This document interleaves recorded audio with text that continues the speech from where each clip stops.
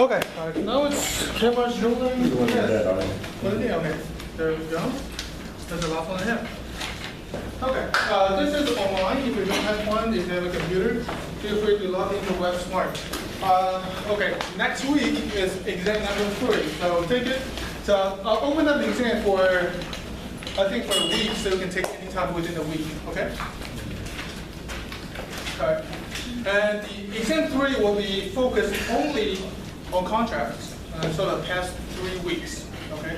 Contract formation, there's a defense to the contract, and of course today's material. Okay. Any questions? Okay. Can we stop taking the test and go back to it? You have, I believe, 3 hours to finish your test, right? So as long as you have go back within the 3 hours, you're fine. But you cannot pause and go back. If that's your question. I remember on the quizzes, my computer kept crashing for some reason. It never punished me. It just kind of stayed where it was. Yeah, it's going back. And then I don't know if it's does time go when that happens, because I never really paid attention because I was so angry at it. I'm not sure. Because it like literally the entire browser crashed and I was able to get back to it. But I don't know if the time's right or not. I think it saves your answers. Yeah, I'd say it was. It's I not don't the know if answer, time- it's just don't know whether the timer is still going. Yeah, that's what I'm trying to. That's a good question. But usually I give you more than enough for you to complete the answer. The test itself shouldn't take more than 1.5 hours to 2 hours. It's just hours, full time. Right. Good. Okay, so contract. I will have contract about statute of frauds last week. Okay, and here, contract. Can the contract be assigned to a third party? What do you think? Yes. You agree? No, come on. Well, can contract be assigned to a third party? Give us an example. Okay. Well, can you think of an example? In real life, can you think of an example?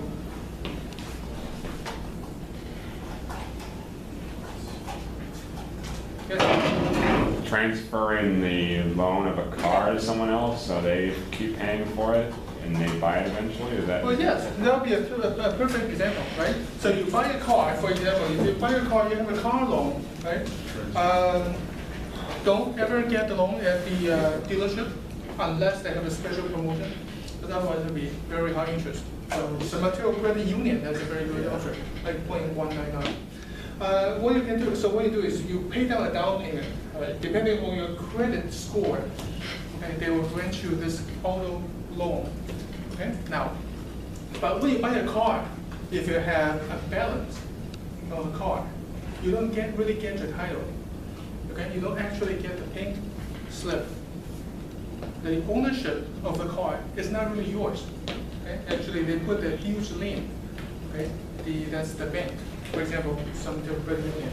So unless you pay it off, and then they will release the lien, then you will have the bank title. Now, so Barry bought a new car, a Cadillac X. Mistake. SDS, I don't know. That's the answer. Is it? Okay. Anyways, Cadillac. How much? They're like 50,000 now. $50,000, and he put out $50 as a down payment. Okay. For the rest, because he has good credit, so the bank come in and lend him the money. Okay. So a year later, so you've been paying monthly payments. Okay. So 1 year later, you paid about $5,000. Okay. Just assume that. Okay, but very good loan. Then you're trying to sell the car to Tom. Okay. So when you sell the car to Tom, that's the problem, is you don't actually have the title of the car. Okay, so you have to talk to the bank. So you can talk to the bank as well. So either you have your own, so this is the way it can have different. So he usually has to apply for a new loan. Okay, at a bank. Okay, or a lender. So that new loan is going to pay off your loan at some other credit union. Okay. So if this is the case, then this is not really an assignment, right? He get a new contract, some money to pay off your old contract. Okay. So if that's the case, there's no assignment. Unless the material credit union agrees saying, okay, fine. Well, you are a borrower, Larry, now we granted your loan to Tom, and he becomes the new owner. But usually that's not the case, okay? They will just ask Tom to apply for a new loan. So for the assignment, you can see assignment a lot in real estate contract, especially lease agreement. Okay? Especially lease agreement. So,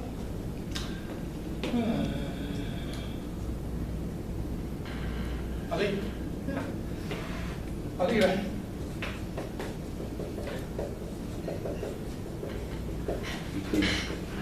Okay? We have Ali's bikini shop. Yeah. We're gonna take turns, everybody gonna have a chance to have a bikini shop. So Ali's bikini shop, okay? So what you do is you lease a storefront, right? You lease a storefront as your shop, okay? So usually you lease it for 5 years. It's quite common in commercial lease, okay?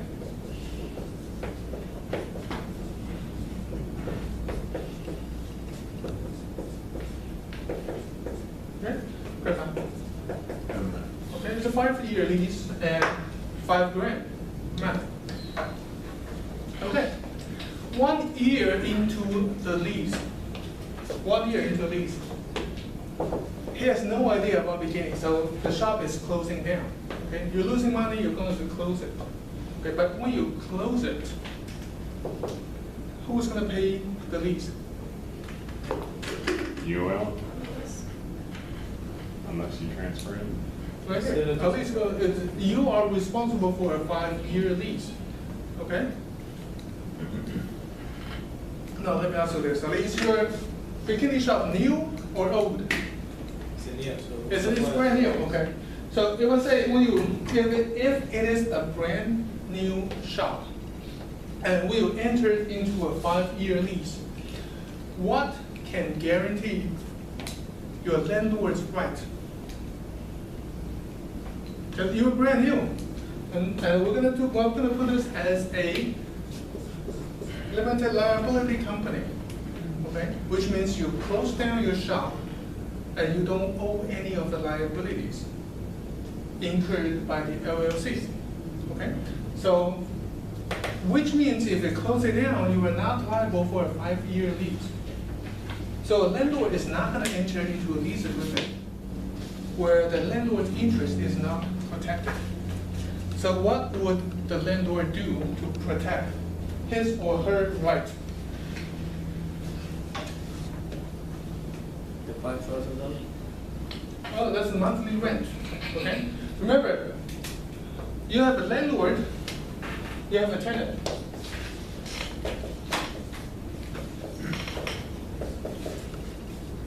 Okay? So in this case, the tenant is the company, right? Okay, if the company says, well, I'm gonna go bankrupt, I'm going to close my company, the landlord cannot go after the company anymore because it is a limited liability company. Okay? So what can or will the landlord do to protect the landlord's right? Transfer the rest of the lease to another company that wants to move in there. Well, is the landlord's right? Would the landlord do that to protect themselves? Or this is actually, or this will be what Ali will do to protect his right? Hmm? Sell it to somebody else? Okay, so Barry, what you said was, well, let's find someone else to fill in that 4-year gap.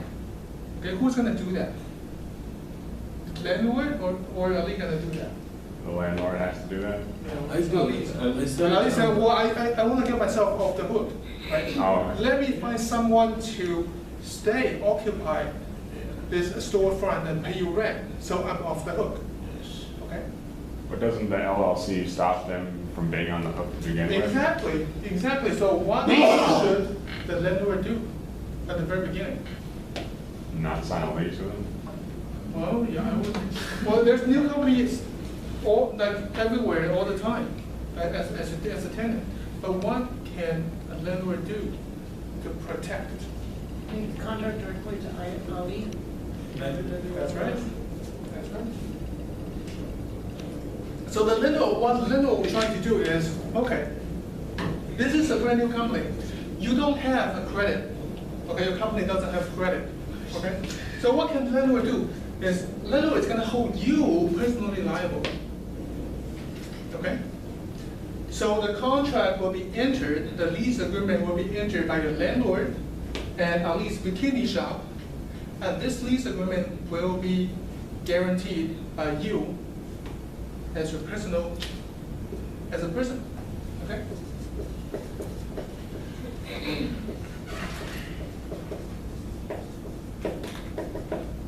Personally. Okay. All right. So you are backing up this lease agreement. If the company is not paying, then Lenovo has a right to come after you. Okay? To keep the place, to keep the stuff. To pay the rent. To pay the rent. Okay. All right, good. So 1 year later, Ali's Bikini Shop is going down. Okay? All right? And then you are on the hook for $60,000 rent a year. Right? $5,000 a month, that's $60,000 a year. And you don't have the income just to pay the rent. So what would you do? Give it to somebody else. Yeah, you're gonna call up Barry. Hey Barry, I have a brilliant idea.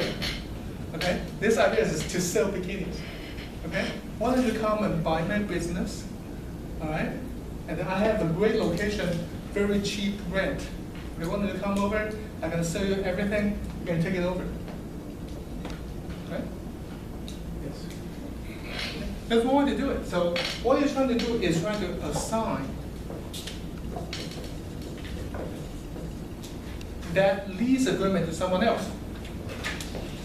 From the business point of view, it's better, the best interest for you is to sell your business as well. Okay? Either to sell business or assign the lease to someone else. Okay? Yes. Aren't there 30-year leases as well, or are those really rare? Because I think I've seen those before. There's some. Okay. Okay. Now this is a commercial lease.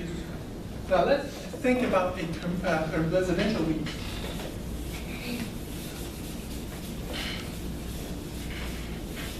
And I'm going to tell you the difference between assignment and sublease.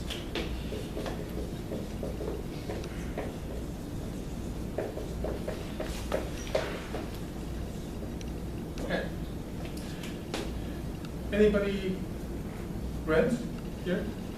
Nicole, where do you live? Half Moon Bay. Half Moon Bay.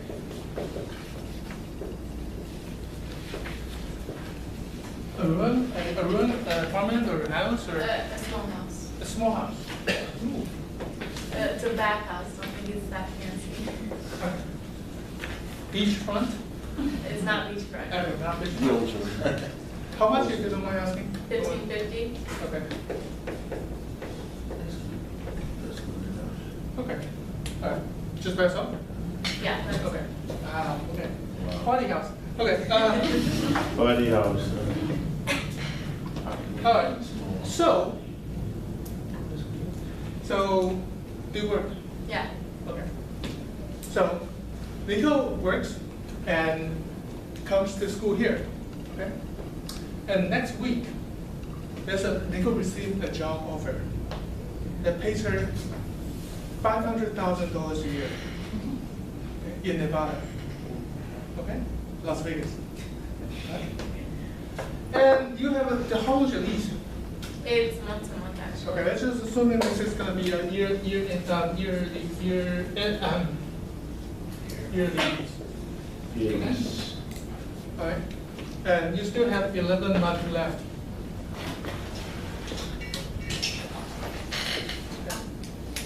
All right, so is she gonna take the job and move down to Las Vegas? I think so, right? Ivan, you then definitely go. By God. Right? So what you would do is you're gonna have someone to come in Take over. and take over your lease. Okay, now you can take over, you can actually do this, handle this two ways. You can have somebody, you can assign this lease to someone, or you can sublease this place to someone else. Okay? So if assignment, which means you are assigned everything, okay, as your part of the contract, you're gonna assign it to a third party. Okay? So let's say here, Barry's right here. So let's say Barry is trying to take over your lease. Okay? Now, so you moved out, what Barry did is Barry pays the rent to the landlord. Okay?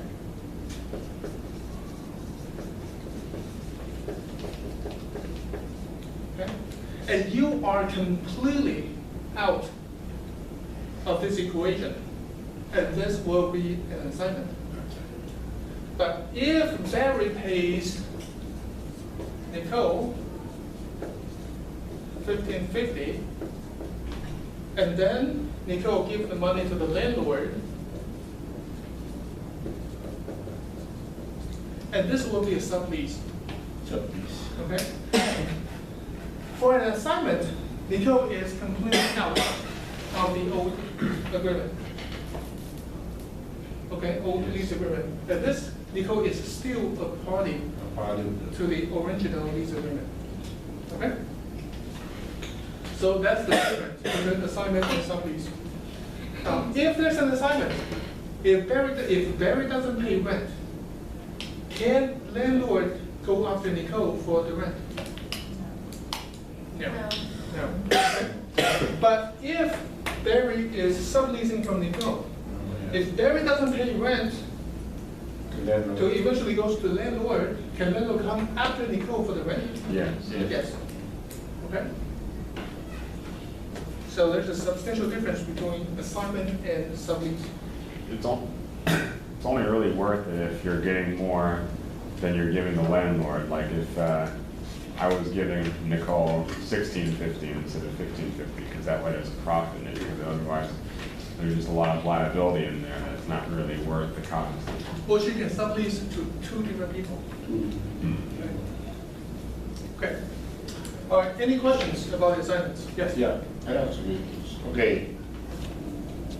If there's two bar over there, the other, see this, another, put another two, another two, and you will pay them, let's say, half and half. Okay. You know, pay together, about $750 Okay. for another two person. Okay. For the total together, you pay together. Barry still,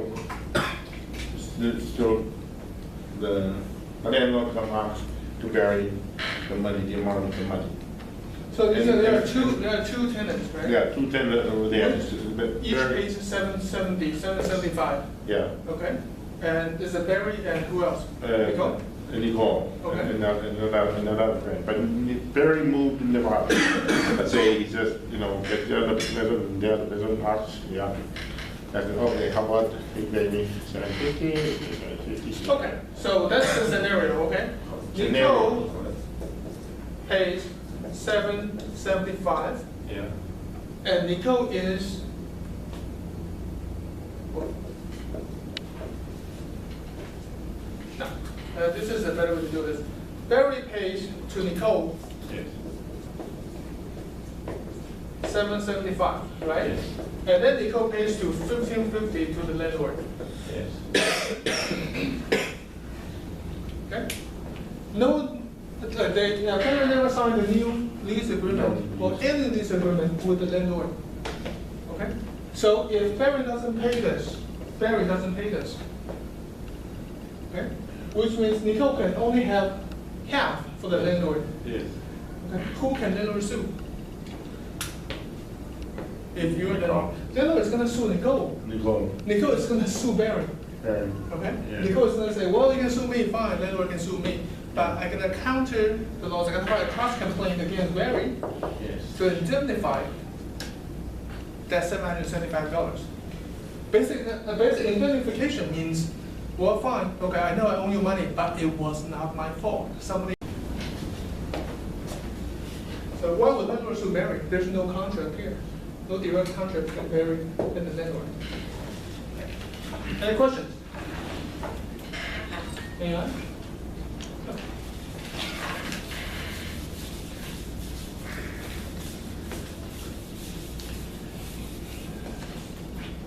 Okay. Well, and then delegations. Okay, we're done with the assignment sublease and delegation. So what is a delegation? Delegation is a transfer of the duty under the contract to a third party. Okay, to delegate your obligation. And then this third party then assumes the obligation of performing the contractual duty previously held by one making the delegation. Okay?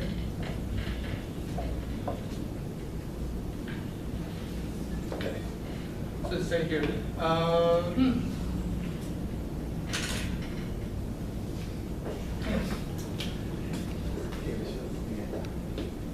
Ellie is a painter, okay? And Nicole owns a house. A beachfront house. A large beachfront house, okay?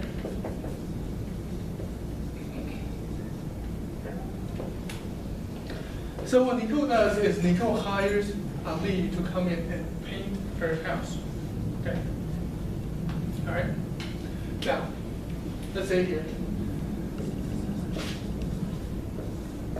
We still have Barry here. And then Barry is also here. Barry is also another painter.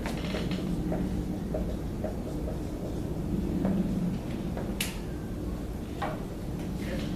So the general rules for the delegation is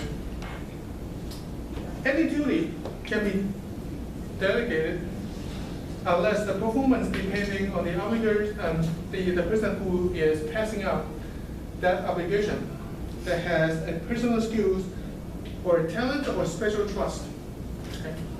Now, Nicole is the owner that hires Ali. Okay. Only because Ali is a world-class painter. Okay. You just paint the house flawlessly. Okay. Every inch of the house has an even layer of paint. Okay? And you finish everything in just one job. Okay? You don't go back, revisit 3 days later. Then the paint might have a different color, slightly different. But what you do is everything's perfect. Okay? And Barry, on the other hand, one of the worst painters ever. Okay? What he did is he barely passed the test and have a license as a painter. Doesn't really know how to paint a house. Okay? If you want Barry to paint this room in a white color, it will turn out to be blue. Okay? That's how bad the painter is. Now, Nicole hires Ali to paint her house. Now, can you, Ali, delegate your performance, your obligation to Barry? No, Yes, they can. no. In this case, no. So we'll be responsible about No. what you're gonna do. Okay? In this case, no. But when you say yes, why do you think yes? Because I can't give my, the contract between me and her to somebody else, so can't do it for less money. Okay. So if she paid me like $1,000, I would pay Bernie for my. Okay, so if Nicole pays you $10,000 to paint the house, and because Barry is such a bad painter, he only charges $100. Yes. Okay? Right? Because you couldn't find a job. You can do the job for any money else. Okay. Okay? So you basically, okay, you get a subcontractor to paint the house. Okay? Can I do it? Well, this is my question to you. I think yes. Do you think yes? Yes. Okay. Barry, no, why not? Because the person has to be of a comparable skill level, otherwise it's unfair to the person who contracted you in the first place. That's correct. That's correct. Right? So right here, why Nicole hired you? Because you are $10,000 paying the house. It's very expensive. Yes. Okay, it's very expensive. The market rate goes about $4,000 to $6,000. So you are almost double that price. Okay, the reason she agrees to pay you double of the regular labor to paint the house is because of what? Your skill. Because of your skill level. Because you are the best painter out there in the world, Yeah. right? That's the reason. Very the professional. Okay, so there's a special trust here. There's a special relationship that was created by her hiring you to paint her house. And does she has that special relationship or the trust to Barry? Especially Barry is the well-known worst painter in the world, right? Okay, so you cannot delegate. What if I did? She delegate. can sue me Hmm? if I did it and If the subcontract. job is bad? Yeah. Oh yeah. Who do you think should sue? No, but when I do subcontract with Barry, so and anything bad happen, she can sue me after. Oh yeah, she have to sue you. There's no contract between her and Barry. It's only the only contract between her and any contractor is you. Okay? All right. Okay? So if that's the case, if let's say you are just regular painters and Barry is also a regular painter, okay? Let's make it reasonable.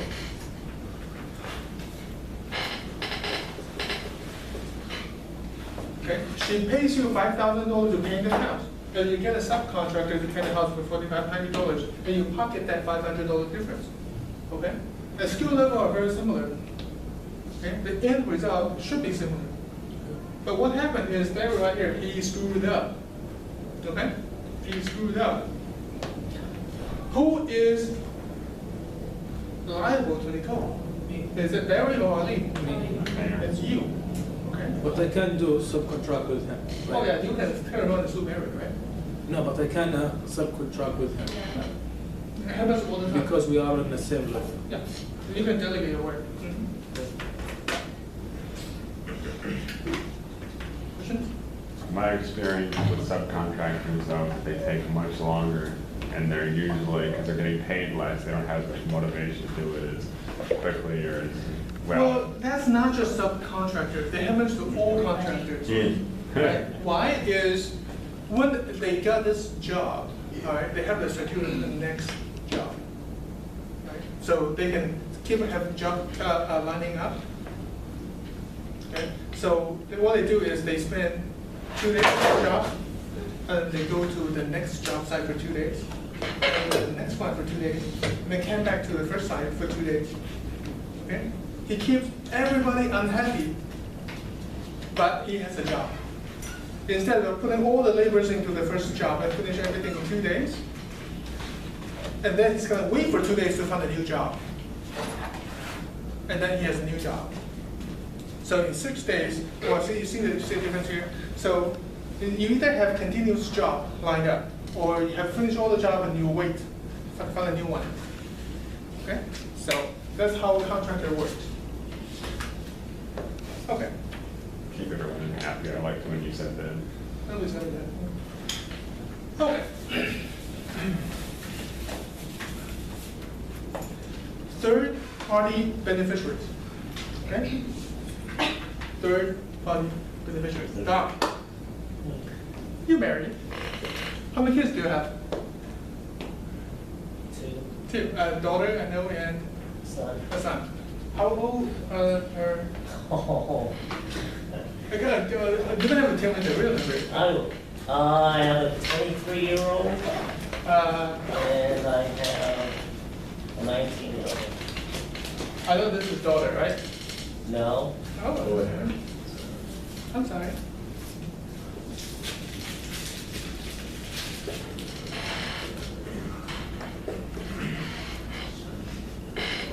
Okay, we're gonna say call it Mr. Dog and Mrs. Dog.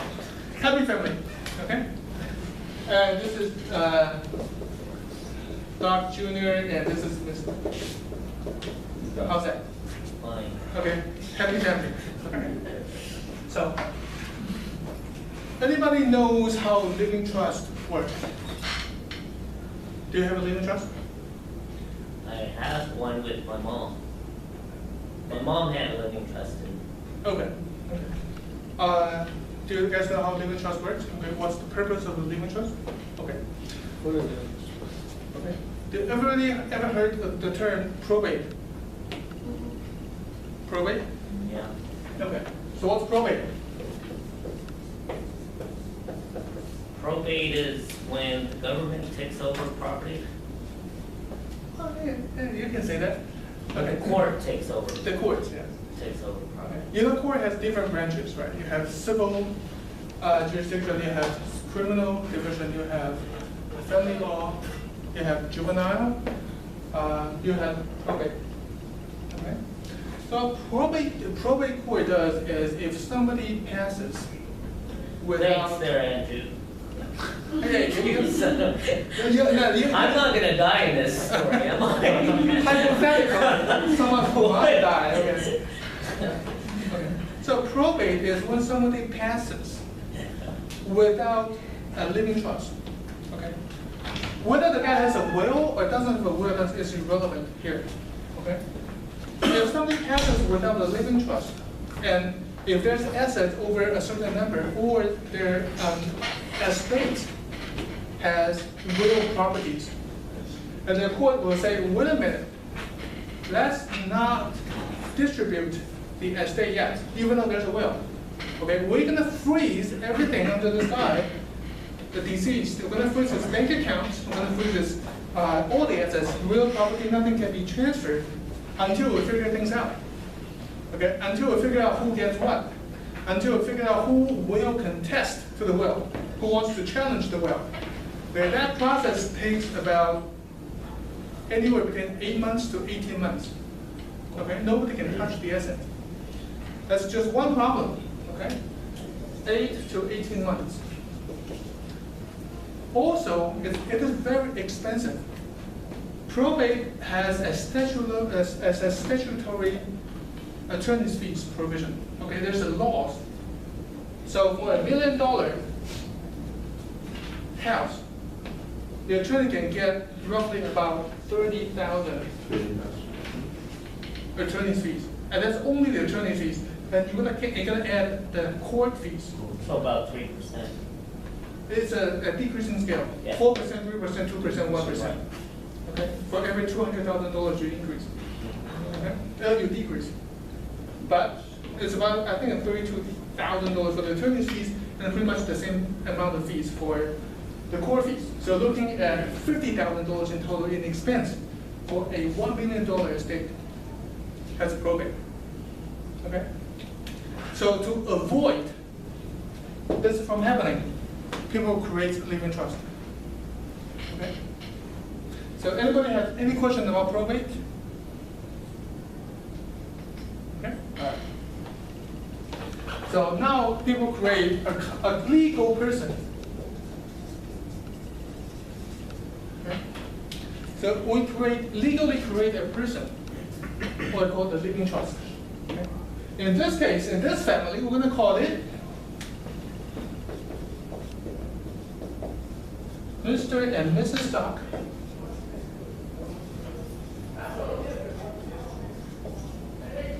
Revocable living trust. Okay? Revocable means this can be revoked at any time. It can be amended at any time. All right. So here, the family, well, the couple owns some assets, right? They own 2 apartment buildings and 1 single house where is their primary residence. Okay.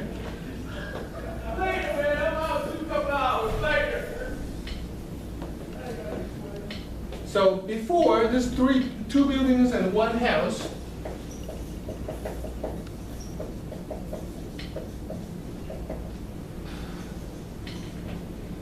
were held under Mr. and Mrs. Dock, either husband and wife with the right of survivorship, or Mr. and Mrs. Dock as joint tenants with the right of survivorship. Okay, that's how you hold title. And then what we need to do is, once we create this living trust, we're going to move all their assets into the living trust. Okay? And liability. Not the liability. Living trust does not share liability. The only purpose for living trust is to defeat probate. Okay? It is not for you to do asset protections. Okay, so we're gonna move all the assets into this, and we're gonna change your bank account into from your name onto the living trust. Okay? So that's what living trust does. And what living trust does is when you have one party dies. Okay. Let's go before that. Okay. You're gonna still alive for a little bit longer. So you're gonna introduce the concept of trustors and trustees.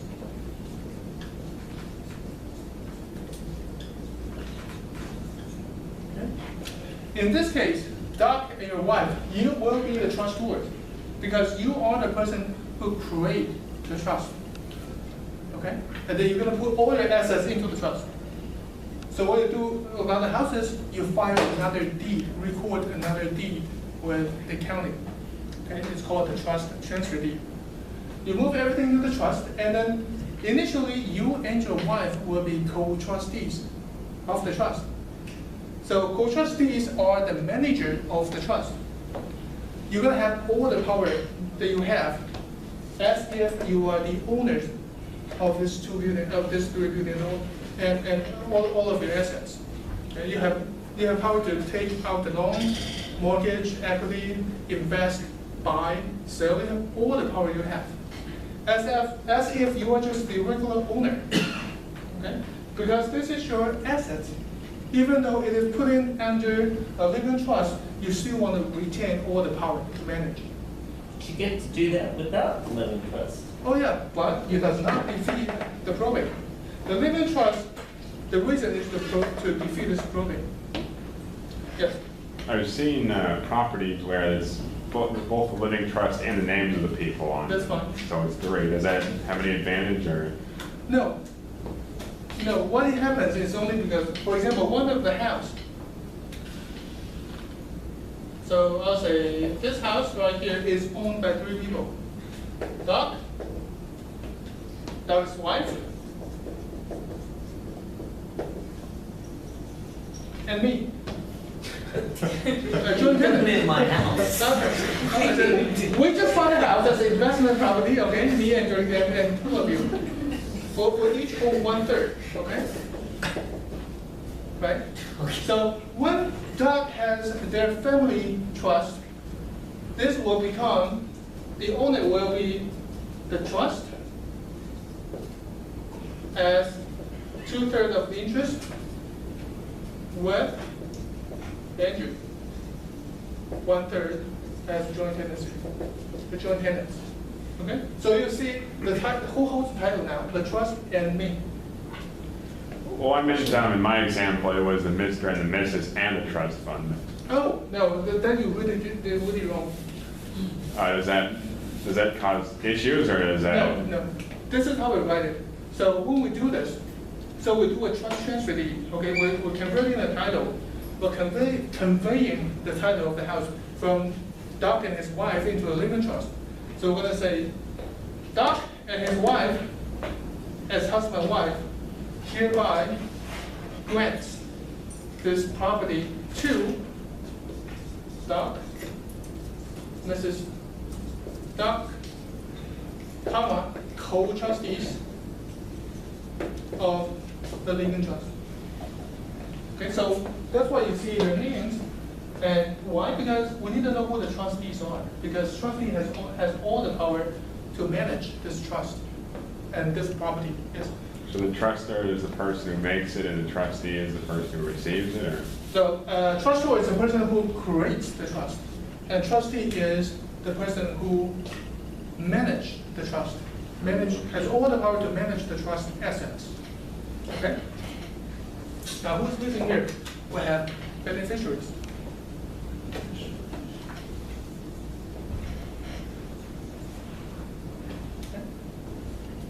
Living trust includes a set of documents. 1, living trust. 2, a will. 3, power of attorney. 4, advanced healthcare prerogative. And then 5, usually you have a trust transfer deed. And then you have the certification of the trust. Now, so the living trust will, the children's trust will indicate the beneficiary of the trust. So it pass on to the beneficiary. In this case, will be your son or daughter. Okay? The trust is the pass over to the beneficiary, right? Yeah, so basically beneficiary is the person who eventually gets all the assets. Okay? Who's the trustee? Trustees initially will be you and your wife. Okay? Yeah, according to the power of the attorney, the beneficiary, right? No, power of attorney is something somewhat different. I don't want to go into technicalities, but it's part of the living trust. Okay? How much is it to make one of these things? For a couple, Yeah. I don't want to quote it in front of the camera. I can tell you during the break. Why can't you, roughly? I'll tell you during the break. Yes. All right. So in this case, trust stewards will be you and your wife. Initial co-trustees will be also you and your wife. Beneficiaries will be your kids. Okay? So after anything happens to the trustees, so trust stewards will be you and your wife, right? So when you are gone, the trustees has the obligations to make sure the beneficiary gets all the assets. Okay. Now, for, let's say here, let's assume your kids are still minor. Your daughter is 3-year-old, your son is 9-year-old. Okay? So you are the trust stewards. You're also going to be the co-trustees, initial co-trustees. But when you are both gone and they're still young, who managed the property? We're going to have another trustee here. It's what I call the successor trustee. Assessor. Successor trustee.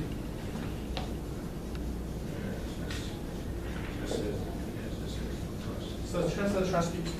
Now, Doc, do you have anybody that who you trust? Say again? Do you have anybody who can trust to be a successor trustee? Yeah, Andrew. All right. Well, I'm a lawyer. Can't be a trustee. Conflict of interest. Right? Barry. Barry. Okay. Aw. All right. Okay. So a very good friend, Barry. Okay.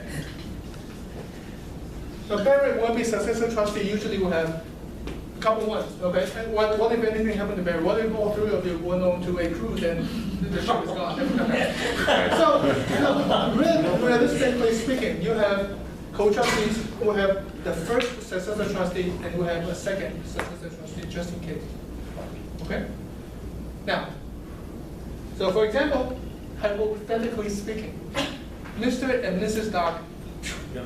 all right? So Barry, and due to the living trust, we also have a children's trust. What it says is, usually when the kid is 18 years old, we give 25%. When the kid is 25 years old, we give 25%. When the kid is 30 years old, we give the remaining. Should be 21. Okay? Right? So when the kid becomes 21 years old, you give a quarter of the trust assets to the kid. Turn 25, they give another 25. So they become 30, they give them everything. So the court doesn't have to execute the living trust? No. So if you're gone, the trustee, the successor trustee here, Barry, will take a copy of the living trust to the court and say, court, we don't need your help right now. Okay, we don't need your help. We have a living trust. Okay? You don't need to probate. Why? Because Doc and his wife does not own any property. You don't. Everything that you have is in a living trust. You personally don't have the assets. Okay, so that's why probate does not apply to you. Now here, the couples are gone. Okay, couples are in that missing airplane. Okay, so Barry now comes in. Okay? So what Barry's job is to, well, wait until the kids are 30 years old and give them all the assets. Okay. Now this time, Barry Yeah. took out $50,000 from the living trust, buy himself a first-class ticket to Thailand, stay there for a month, come back, spend all of the $50,000. Okay. First of all, can he do that? the duty of the trustee, the successor trustee? You have to act, you have a fiduciary duty to act for the best interest of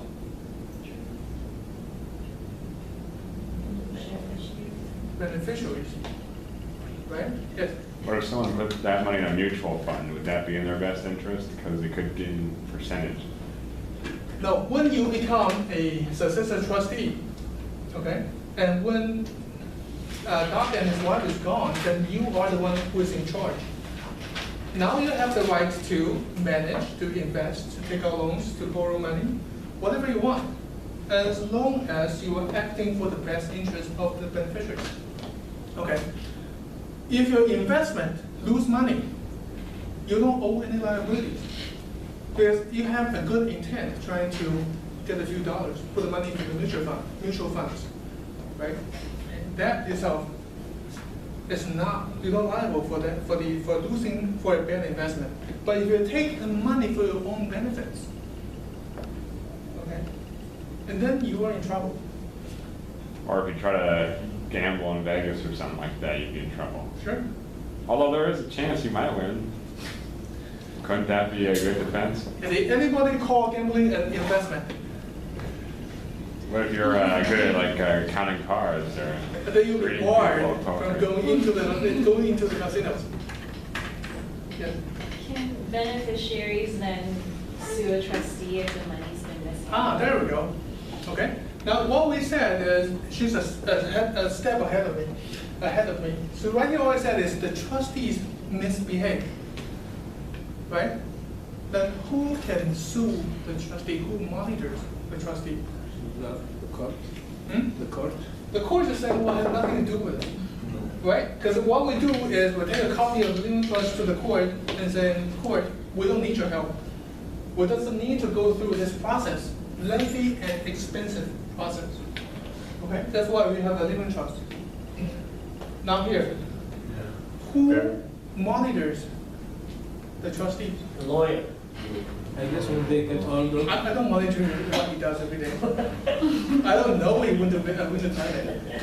I mean, I guess when they get older, they can sue him about Who? losing the money. The kids. that's right.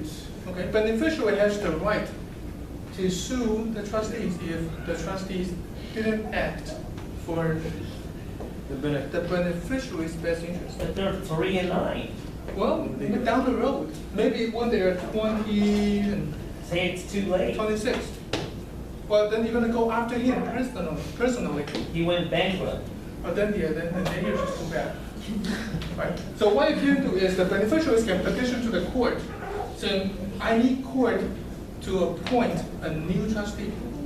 And then put in all the records. The court look at it saying, well, he's doing a bad job. Okay? We're gonna remove you as a trustee, we're gonna appoint someone else But as a trustee. the beneficiaries are 3 and 9. Well, just So what's following gonna anything down the protect, road. what's gonna protect those 2 kids? Usually you have a second successor trustees. Okay? So these are the people that you can trust. Can somebody act on behalf of the kids that's not? In the living trust, you're gonna put a guardian, just in case the kids are minor. Usually, the guardians are the same person as the trustees, but it does not have to be. Just, What happens if someone misspelled your name on the trust? Like they put like a Doe instead of Dot? we're also gonna put in the social security number, date of birth. Okay, yeah, there's no way address, to hide everything. it. Right, and so what happens, we're gonna petition the court and say, well, court, there's just a typo. Another question is, what if really rich people, they make a lot of their money, let's pretend that they had a rough year and they lost a lot of money, and because they have all their property in the trust and they don't actually have property, can't they use that to hide their net worth? So say there's a billionaire and he has all his property in trust, so he doesn't actually have any net worth because of it? The living trust is used solely to avoid probate. But how would that net worth show? Well, couldn't that still qualify? Because the living trust also report taxes, That's, okay? Because the trust can invest money, remember, to gain money.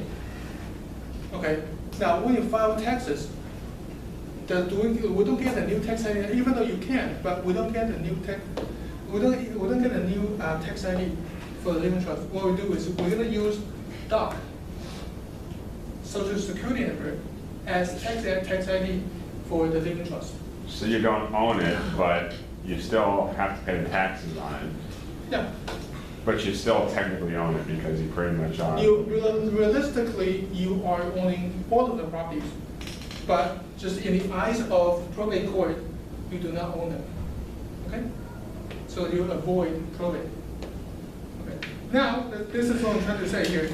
Third-party beneficiaries, if they are intended beneficiaries in this case, beneficiaries are named in the living trust, they have the right to sue. Beneficiary. Beneficiary, they have the right to sue Barry if Barry took out $50,000 went on a fancy trip to Thailand. And what you do in Thailand, I don't want to know. Yes? What if he used the money as like, and he said he like spent it on himself, but he said he lost it in investment. Hmm? If he says he lost the Paperwork. money in investment, You lose money in the investment. but he There's a spent it paper on trail. himself. It's a paper trail. You said, I invest, I lost $50,000. Show me the evidence. Buying stock, you can show that. What if you say you went to Thailand to invest in a company? Well, it has to be reasonable. Right? Why do you want to go to Thailand? So, Well, emerging markets. So many contracts, so many things. But the time, Okay? It has to be reasonable. Mr. Fire, I remember Howard Hughes write a will, okay, to the church, you know, what, $11 billion, something like that. Yes. So when they written that the will to, like, they pick him up in the highway. Okay. Now, But when he died, right. what is regarding for that? Living trust, will? You know, No, people, this For case, the will is part of the living trust. 77. No, and then the church can come in, whatever the charity is, can come in and claim their money. Oh, They can file the lawsuit. But usually the beneficiary has the right to file a lawsuit. Beneficiary. Now, in this case, let's come back here. Now, so remember, these are intended beneficiaries, okay? Your son and your daughter. Okay, so let's say here, when Mr. and Mrs. Doc passed away, the daughter was 23 years old. And she has a boyfriend. Right? Yeah. And she, hypothetically speaking, she has a boyfriend. Okay. Now, if we're gonna pass on some of your assets, let's say if you're worth $1 billion, 25% will go to your daughter. Oh, actually half of 25%, right? Because the other half goes to the son. Do you think her boyfriend can benefit from this 12.5%? Yes. I think so, right? Yes. 23-year-old million allowed, right? You share all the money, okay?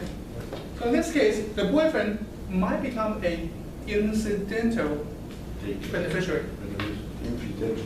What, he is not intended to be a beneficiary, but he could incidentally benefit from this, from the living trust.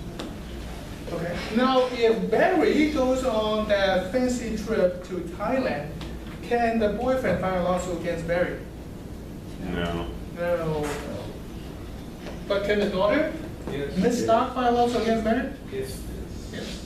The intended beneficiary has the right to file a lawsuit, but not the incidental beneficiaries. If there was a husband, Hmm? if there was a husband. Well, the husband is still incidental. Right? Because why? California has this community property, is like a family law theory. So everything earned during marriage is community property, right? Half and half. Community property. Half goes to husband, half goes to wife. With exception that anything that's gifted, inherited, will be separate properties. So when Doc passes away, this is given to the daughter. This will become her personal separate property, not the community property, which has nothing to do with husband. If she wants to put money into the community property pool that's her issue. Okay? But by the living trust, the husband doesn't get anything.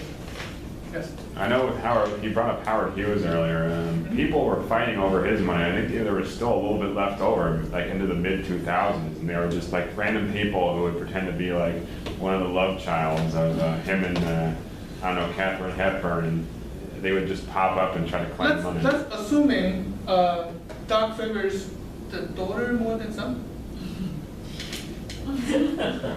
Let's get it. Fine. Yeah, let's get it going right now. Fine. Fine, okay. So let's follow the case on the record. So, Doc favors and your wife favors daughter more than son. Okay, what they did is, they are going to live 60% to the daughter and 40% to the son. Right? Okay. So they pass this away. Okay, when they get the money, the son says, hey, wait a minute. Why? You don't have to show them because it's your private documents, right? It's like a will. Yeah. Right? It's not when you were both gone, they can't wake you up and say, what the hell happened here?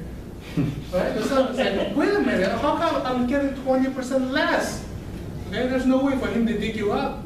Maybe he will, we don't know. Right? But what is he going to do? He's going to go to the court and contest to the living trust. Contest. Right? So they'll challenge the living trust saying, wait, dude, this doesn't make any sense. It's not fair. Are living trusts contested a lot? Well, that's why in the living trust, there is usually a no contest clause. Okay? Contest. No contest clause. What it does is, well, you get what they give you. If you are going to challenge the living trust, you get nothing. Yeah, all right. You can put whatever you want in the living trust. There's no. So this is a discouragement to the beneficiary to fight each other. Okay, you get what I give you. So if your son starts to fight that 40-60 distribution, and we're going to take this away, and this could be 100%, and your son gets nothing. But are living trusts contested a lot in court? Sometimes, if especially it's a big amount, and especially when the language are vague and ambiguous. Yeah. So if the son sued his sister about the percentage, he will lose everything? Yeah, because living trust has a no contest clause, right? No contest. No contest. If you contest the living trust, you get nothing. That's what I said. No contest.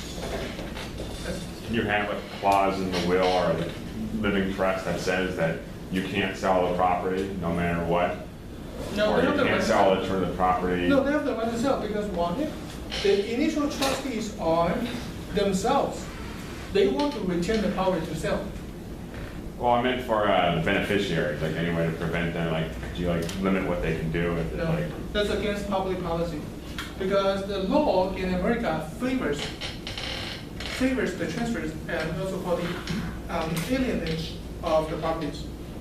Like, the law encourage people to sell and transfer their properties. Why? They don't want money. And the increase stimulates the economy. Okay, let's see here. Oh, so one thing I didn't tell you is, Doc, what if one of them passes away first? What's going to happen? So if one of them passes away first, then this trust will be divided in half. Divided in half. Half of the trust will put into a irrevocable trust that nobody can touch. Put it there. And the surviving spouse can use the rest of the half. Okay? And then when the surviving spouses pass away, then everything goes together and then goes to the kids. We want to guarantee that kids at least get this 50%. Yes. Wouldn't there be an issue with the fact that they wouldn't, that half owns the property, so any income or any taxes for it wouldn't be paid for by it, or how would that work exactly? Well, the trustee will come in and manage the So property. one trustee has to pay with their own money for both You hire halves? a CPA. Okay. So what about liabilities? No, it does not. So What happens with liabilities? it does not. So basically, If anything happens here, you are personally liable, okay? Just as if you are owning the properties yourselves. So for asset protections, one way to do this is you hold 2 buildings. Of credit card debt, Uh-huh. would that get transferred to, You still own them. You still, the trust, at the end, the trustee will pay all the debts, pay all the taxes, pay all the administrative expenses before they can give the money to the kids. okay. So all liabilities need to be paid out. Right? For the debts, for the taxes, debts, and expenses. To do, if order to protect these 2 buildings, you do 2 LLCs. One protects each building. So if anything happens to this building, everything else will be safe. And then who owns the LLC? Within interest. All right, take a 5-minute break.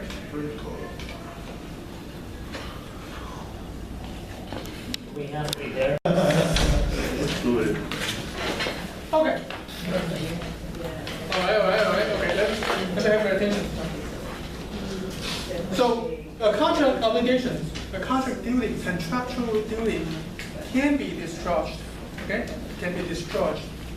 There are 4 ways to discharge your obligation under the contract. 4 ways. You can discharge a contractual duty. One is a conditions of the performance. Okay? 2 is discharged by performance. 3, discharged by agreement. And 4, discharged by the operation of the law. So let's go into this one by one. Conditions of the performance. Now, condition of performance comes into 2 aspects. You can come in before the performance, or it can come after the performance. And sometimes they can come in concurrently at the same time. Okay. So if there's a condition for you to perform, okay, before your actual performance, this is what I call a condition precedent.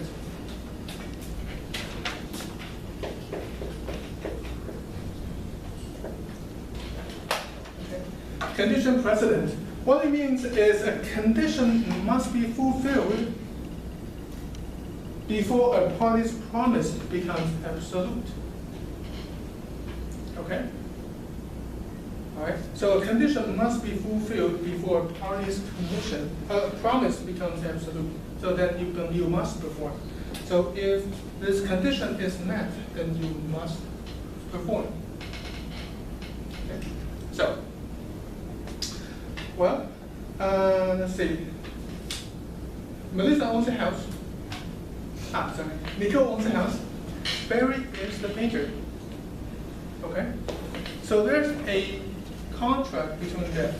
Okay. Now, Nicole contract with Barry saying, I want to have my house painted in 2 weeks. Only if the weather permits. Okay? If the weather in the next 2 weeks is bad, is not suitable for painting, then the condition is not met. And then you don't have the obligation to paint the house. Okay, it's a bad example, but you get what this is. Okay? A condition must be met before that promise, before you have to perform under the contract. Okay? All right? So condition must be met, precedent. And then the second is the condition subsequent.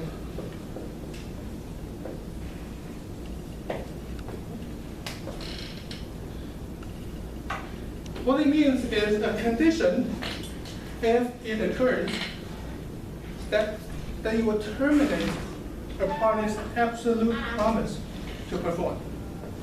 Okay? So this will trigger your duty to perform. This will trigger the termination of the performance. Okay? All right? So this is condition subsequent. Okay. If that happens, then you are released from the duty. Okay? Then you don't have to perform anymore. Okay? All right, and sometimes we'll have concurrent conditions, but mainly we'll have condition precedent and condition subsequent. All right. Any questions? All right. Okay, now we can also, a contractual duty can also be discharged by performance. Okay? This is by condition. Can also be discharged by performance. Okay. Now,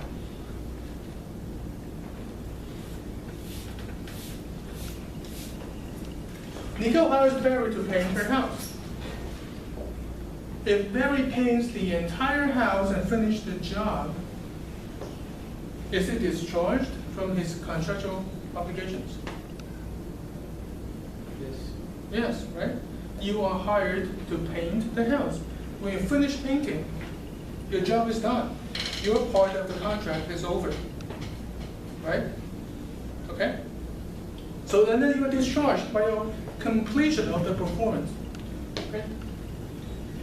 And what about if if Barry painted the house 99.99%?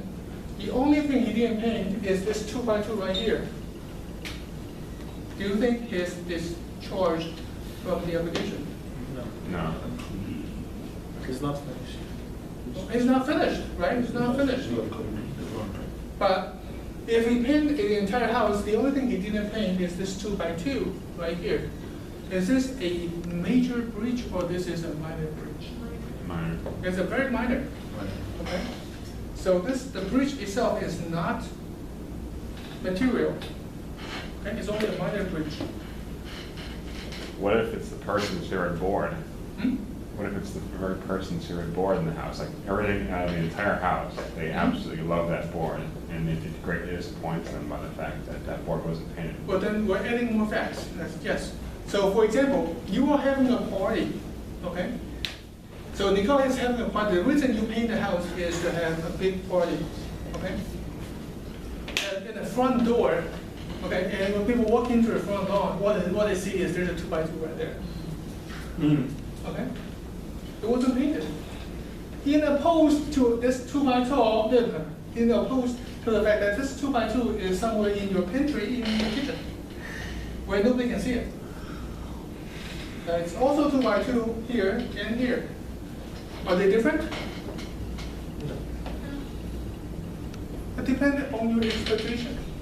If your expectation is for people to come and have a party and to show your brand new painted house, and this 2x2 at the face of the house where people can see, I would think that is a material breach. Okay? But your expectation is for people to come in and party, but this 2x2 is somewhere hidden in a storage. I don't think that's a material breach. It would be a minor breach. Right? Because it could also, embarrass her publicly because Yeah. that. Her it's entire shutting down. expectation is, hey, come check out my new house. Come check out the newly painted house. Right? So a complete performance or a substantial performance. Right? If that 2x2 is somewhere in the storage and it is a very small breach, then I'll say your job is substantially performed. Then you may be discharged. Okay? All right. Now, let's say this. Nicole owns a house.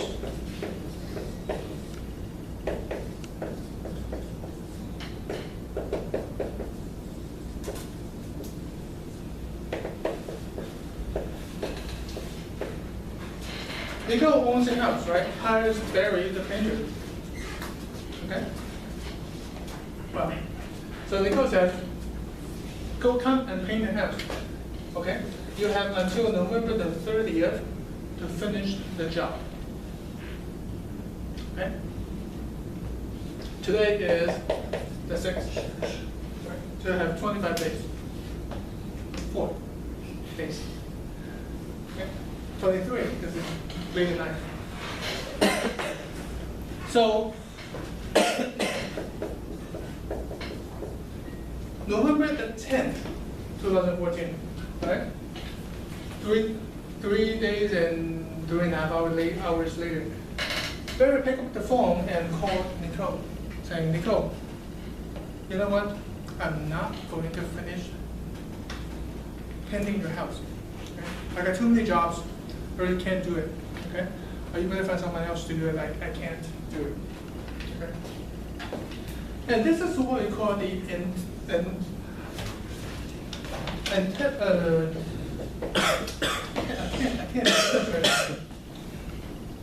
anticipatory repudiation.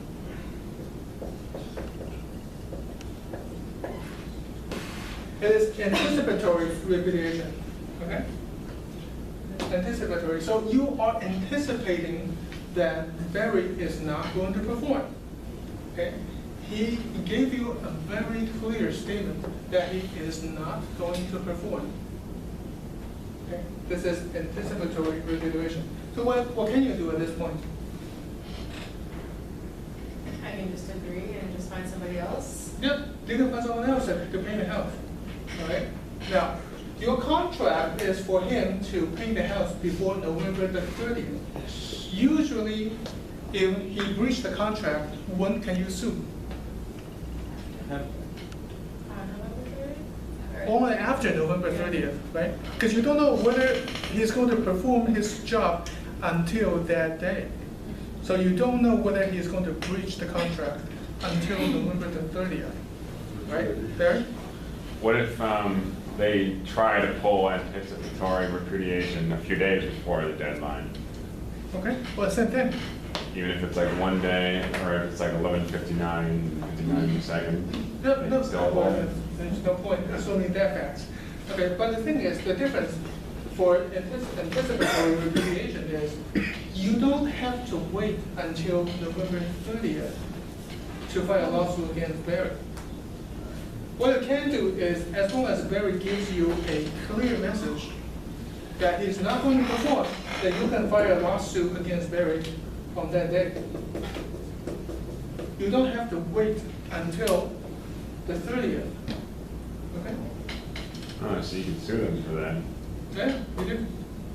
Okay, as long as it's clear. It's clear. Okay? So I'm not gonna do the job, that's it, I'm done. Okay, I'm walking out. And then you go, no, and then you can file a lawsuit right away against Barry. Okay? Because otherwise, you have to wait until the 30th to make sure he actually breached the contract. Okay? Does it have to be written? No, it could be oral. Okay. Now, let me change the fact. I have you a question. Yeah. If I sign a contract for somebody else, let's say my neighbor, and I'm ready, everything's ready, and I go over there exactly morning, and he's saying it's mine. Oh, I'm going to do, I'm going to get another bid. The bid is too high, but he's only signed a contract. There's a lot happening. He has not signed the contract. You only sign a contract, and I go to start working, and he's going to tell to me, hold on, we have another bid. Okay, let me come back to the question a little later, okay? Okay. I'm gonna revisit that topic. Questions? Okay, let's change the fact, okay? So right here. November the 8th, okay, Barry calls Nicole. Right? Well, I'm short on staff, give me some deadlines there.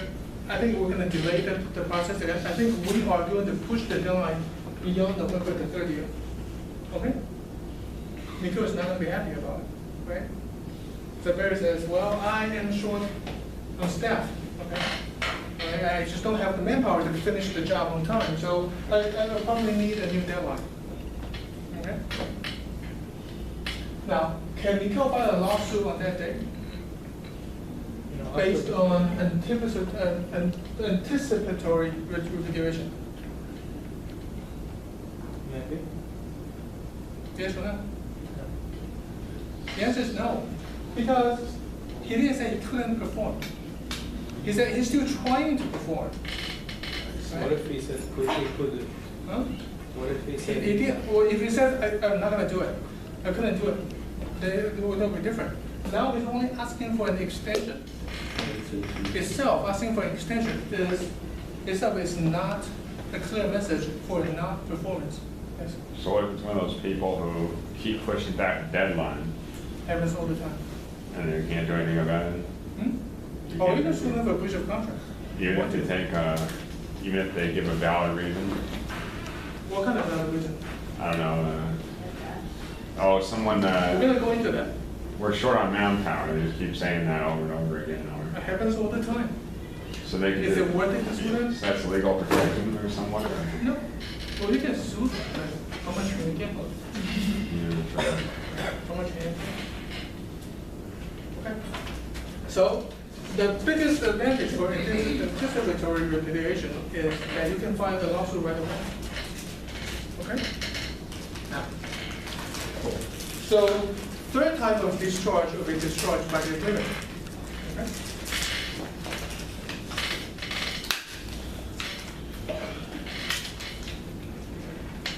So parties can agree to discharge their obligations under a contract, okay?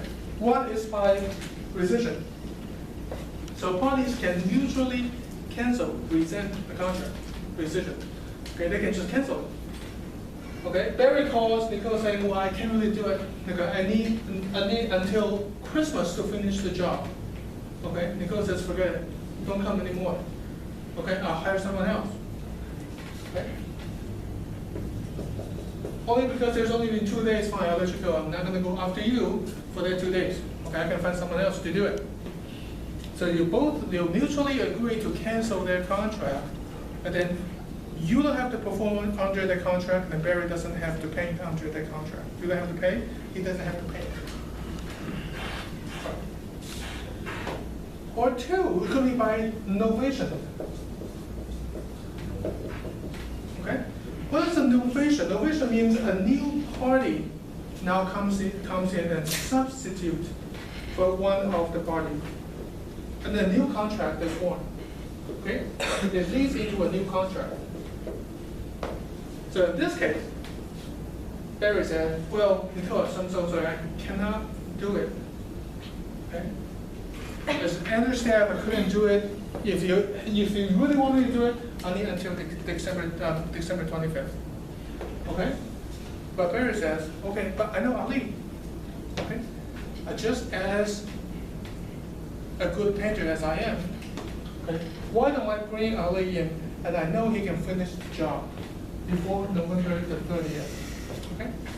So Barry is going to bring in Ali to substitute his role in this agreement. Okay? And then a new contract now is formed between Nicole and Ali. And Barry, you're fine. And just go for it. So he hired me or Nicole hired me? It's going to be a new contract between Nicole and you. That's a novation. But she has to agree though. She has to agree. So the new contract gonna be between me and her, not between me and The Barry. new contract is between you and Nicole, the homeowner. Okay? All right. So, yes. What if the contract between me and him, so he got me the job? So he it's not, cannot- then it's not a novation. Okay? That's not a novation. Basically, So he's just then- recommending you, Right. and Then I he- hire you. Right. Then he will be hiring you as a subcontractor. A little different. All right? So you could be by mutually agree to cancel it, or by novation, or by accord and satisfaction. Accord and satisfaction, basically that's just torn up the old contract and let's have a new one. Accord and satisfaction.